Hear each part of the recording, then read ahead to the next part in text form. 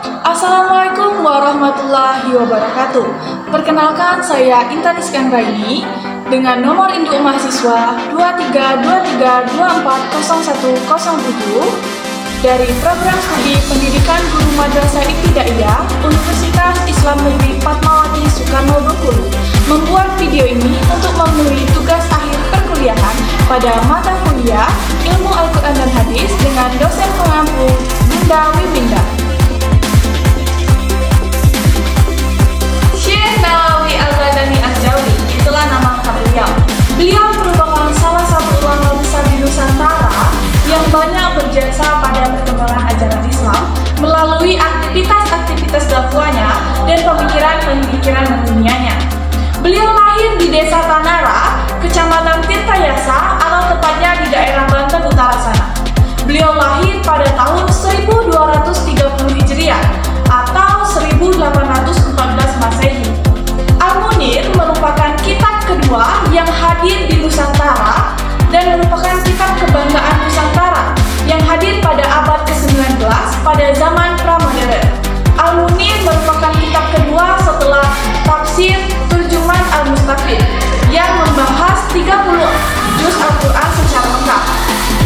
Al-Munir ditulis dalam bahasa Arab dan menggunakan 3 metode. Metode pertama, metode ijmali. Metode kedua, metode tahlili, dan yang ketiga, metode mukarrar. Al-Munir condong bersifat sofi, dan Al-Munir sudah diterima di beberapa masyarakat Indonesia atau sudah bisa kita katakan sudah diterima luas oleh masyarakat Indonesia dengan pembuktiannya yang sudah banyak dipelajari oleh pesantren-pesantren terutama di daerah Jawa Barat sana. Dengan itu membuktikan bahwasanya kitab Al-Munir sudah diterima oleh masyarakat Indonesia. Di dalam penerapan Al-Quran dan Hadis dalam kehidupan profesional, terdapat nilai-nilai Al-Quran dan Hadis. Yang pertama, kejujuran dan integritas. Yang kedua, keadilan. Ketiga, amanah dan tanggung jawab.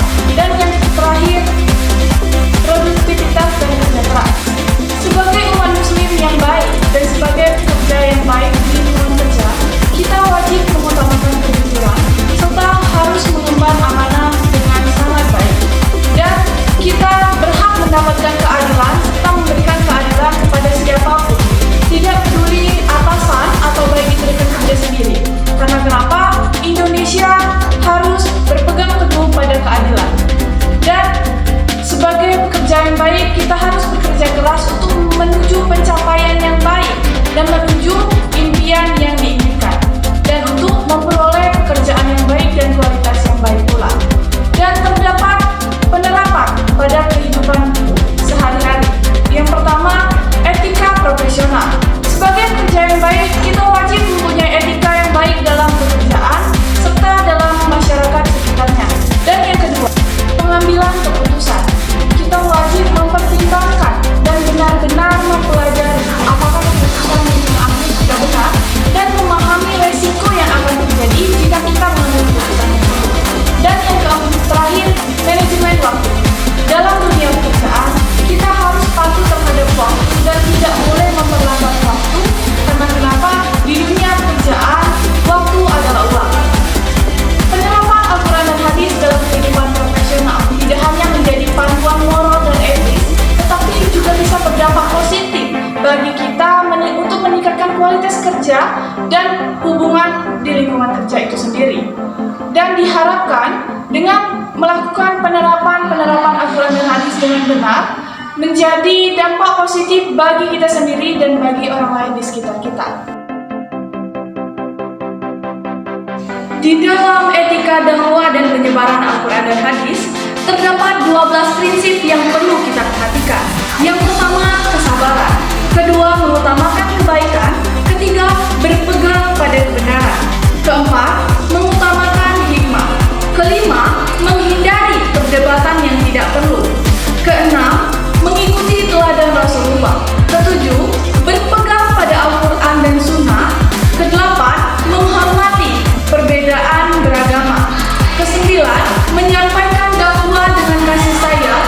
Dan yang terakhir, menghindari sifat takabur dan kepentingan pribadi.